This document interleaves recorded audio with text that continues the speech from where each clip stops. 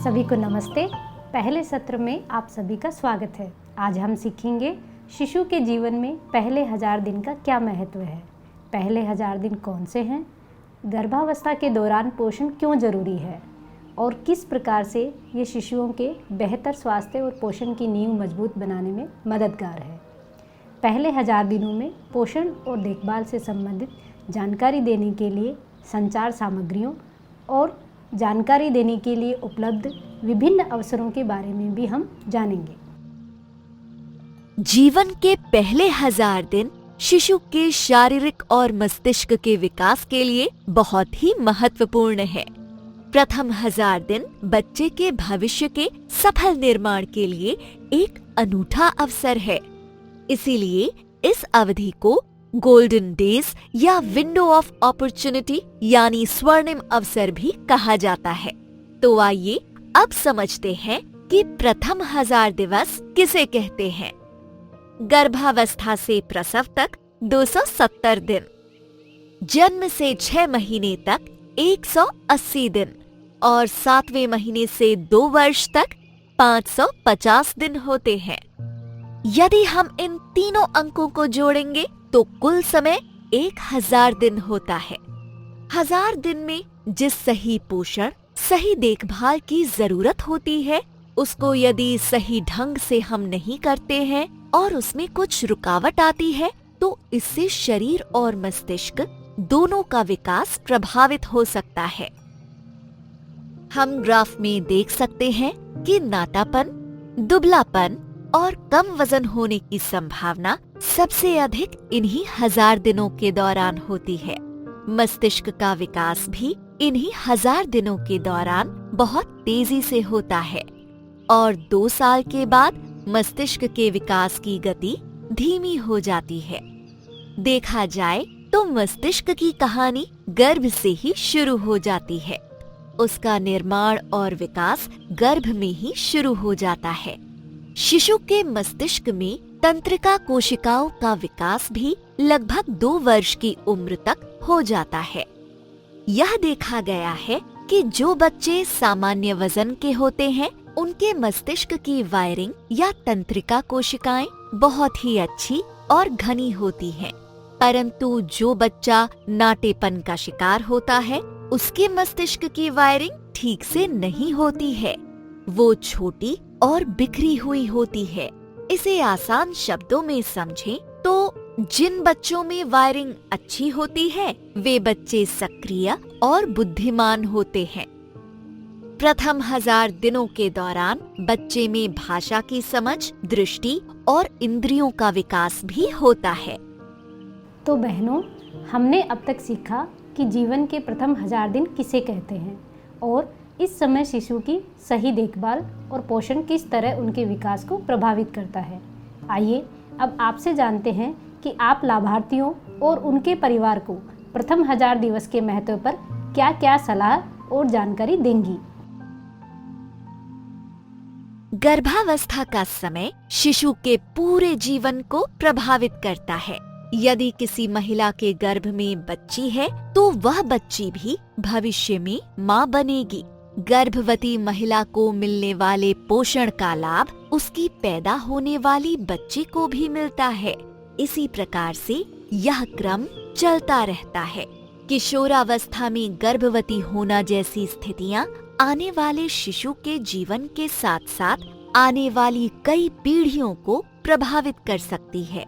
सही समय पर यदि वह मां बनती है और स्वस्थ व सामान्य गर्भावस्था रहती है तो आने वाली गैर संचारी बीमारियों जैसे कि डायबिटीज और हृदय संबंधी बीमारियों का सामना वह कर सकती है।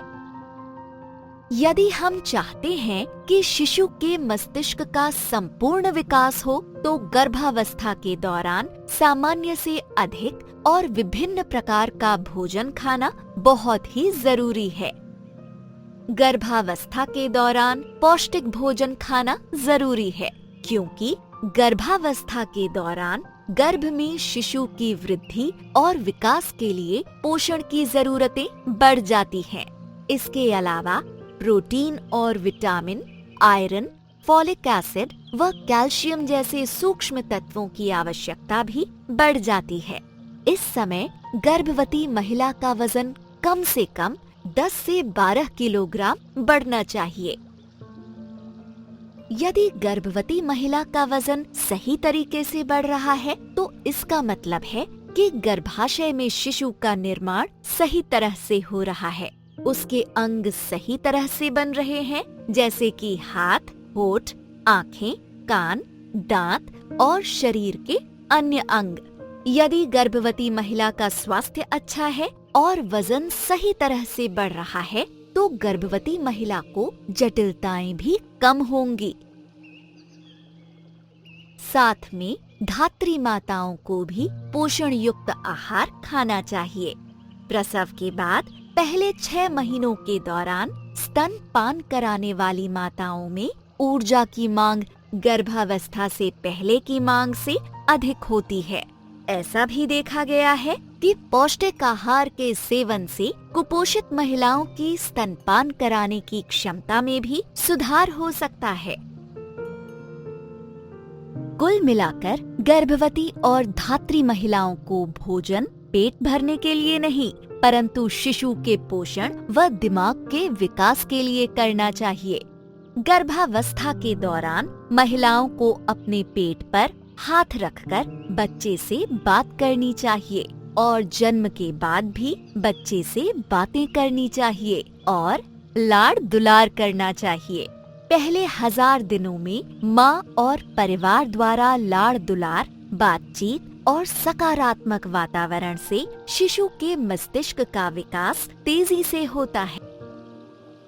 बहनों, आपने देखा होगा कि महिलाओं और उनके परिवारजनों में कई प्रकार की धारणाएं और भ्रांतियां होती हैं जो गर्भवती और धात्री महिलाओं के पोषण और देखभाल को बाधित करती है। वहीं दूसरी तरफ कुछ ऐसी सामाजिक परंपराएं और मान्यताएं भी हैं जो महिलाओं के पोषण और देखभाल को प्रोत्साहित भी करती है।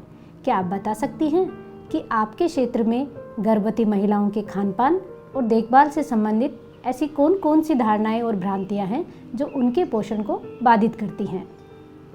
इन भ्रांतियों को दूर करने के लिए हम सभी क्या कर सकते हैं? ऐसी कौन सी परंपराएं और मान्यताएं हैं जो उनके पोषण को बढ़ावा देती हैं? गर्भवती महिलाओं और उनके परिवारजनों में कई प्रकार की धारणाएं देखी गई हैं जो गर्भवती महिला की देखभाल और पोषण को बाधित करती हैं। जैसे पहला, गर्भवती महिलाएं अपना नियमित काम सामान्य रूप से करती हैं, तो उनको व परिवारजनों को पोषण की कोई कमी नहीं दिखती। ऐसे में गर्भवती महिलाओं और उनके परिवार के सदस्यों को समझाएं कि सामान्य रूप से काम करने का मतलब यह नहीं कि शरीर में पोषण की कमी नहीं है। गर्भावस्था में पोषण की कमी का अनुमान वजन और खून में आयरन की कमी से लगाया जा सकता है। यदि गर्भावस्था में अपेक्षित वजन नहीं बढ़ रहा है तो ध्यान देने की आवश्यकता है। हमें यह भी ध्यान रखना चाहिए कि केवल महिला को ही पोषण की जरूरत नहीं है, बल्कि बच्चे को भी इसकी जरूरत होती है।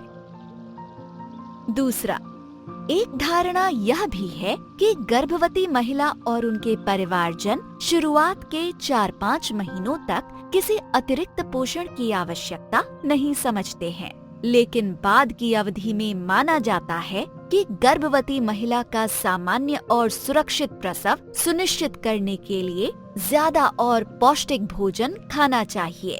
गर्भवती महिलाओं और उनके परिवार के सदस्यों को बताएं कि गर्भवती महिला के अच्छे खान पान का उद्देश्य सिर्फ सुरक्षित प्रसव नहीं होना चाहिए। गर्भ में पल रहे बच्चे के विकास के लिए शुरुआत से ही अतिरिक्त पोषण की आवश्यकता होती है। गर्भावस्था के शुरुआती दिनों से ही बच्चे के दिमाग का विकास शुरू हो जाता है।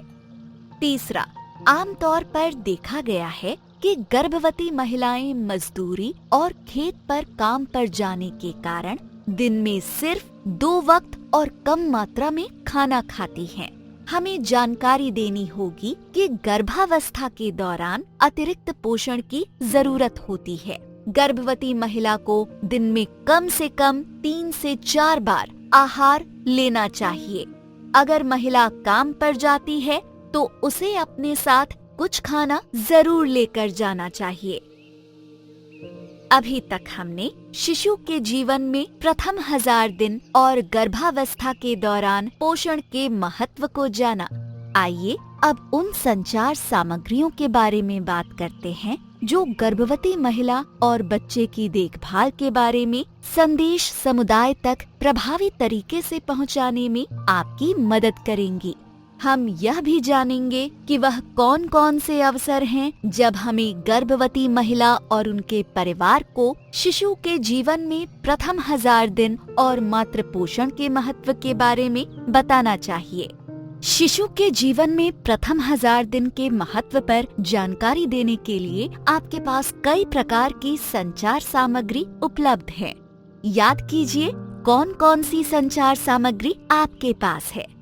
हमारे पास फ्लिप बुक, परामर्श पुस्तिका, हमारे आंगनवाड़ी केंद्र पर लगे पोस्टर, ILA टेक अवे और वीडियो फिल्म उपलब्ध हैं।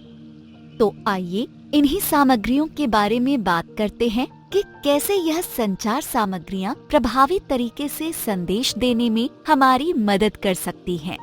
इनमें से आज हम आपके पास उपलब्ध फ्लिप बुक के उपयोग के बारे में विस्तार से समझते हैं।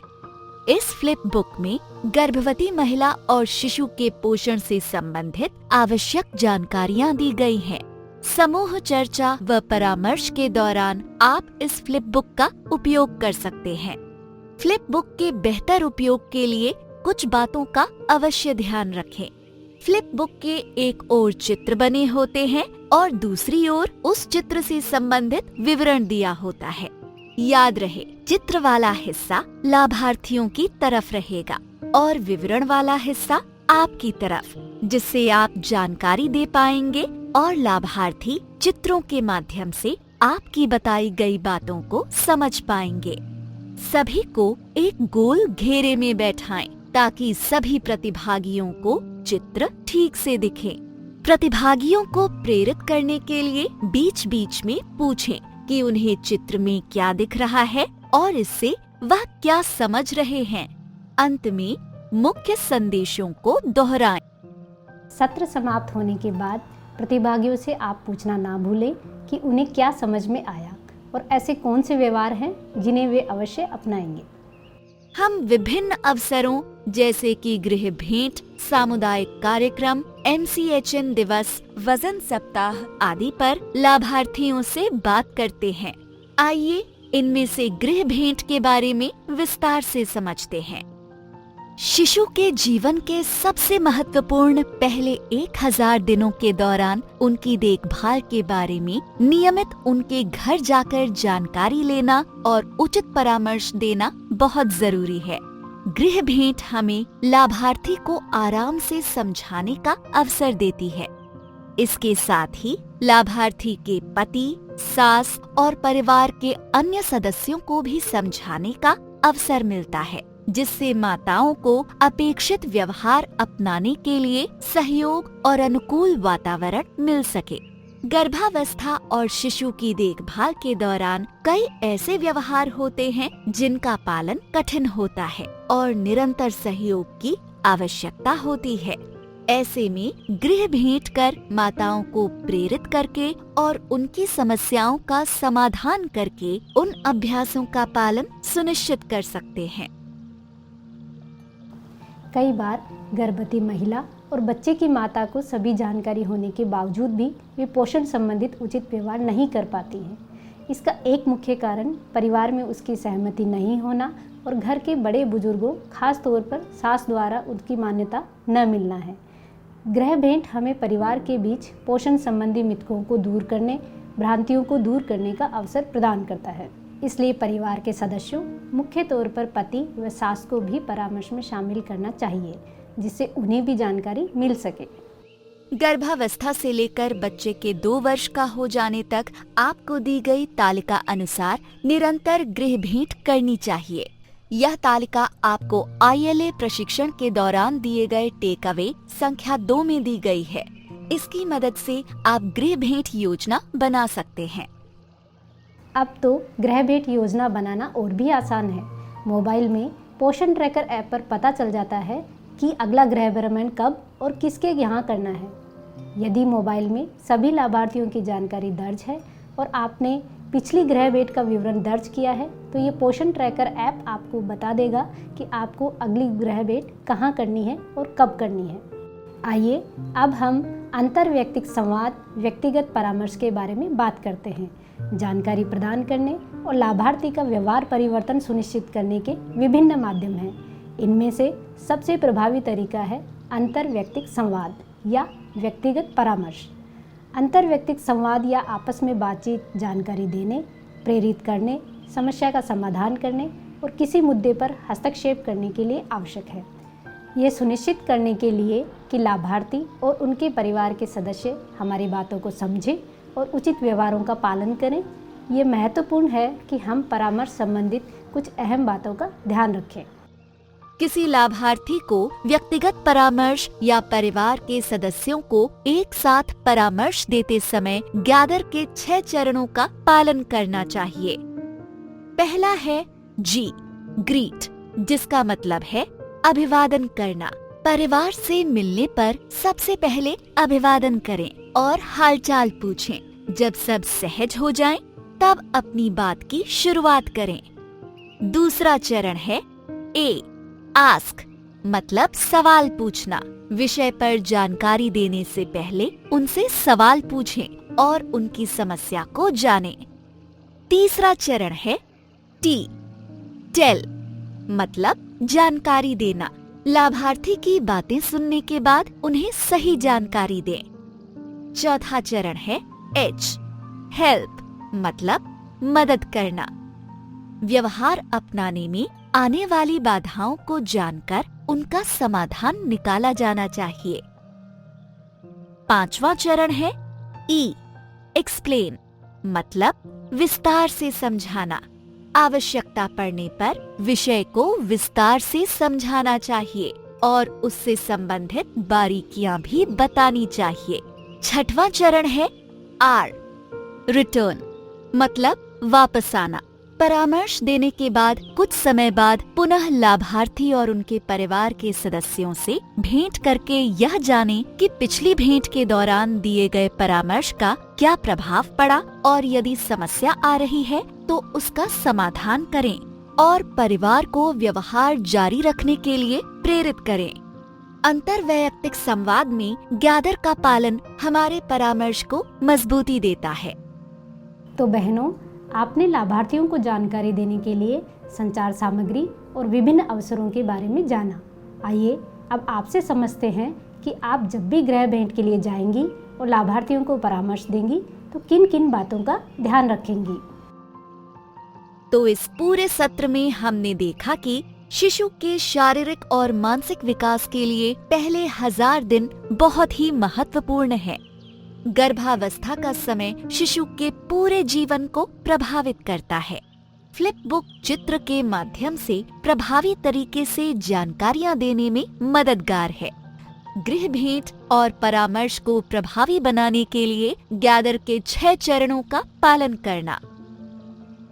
इस सत्र में आपकी सक्रिय भागीदारी के लिए आपका बहुत बहुत धन्यवाद। अगले सत्र में हम गर्भावस्था के दौरान पोषण, आहार के प्रकार और पोषक तत्व, वजन में वृद्धि और उसके महत्व के बारे में समझेंगे।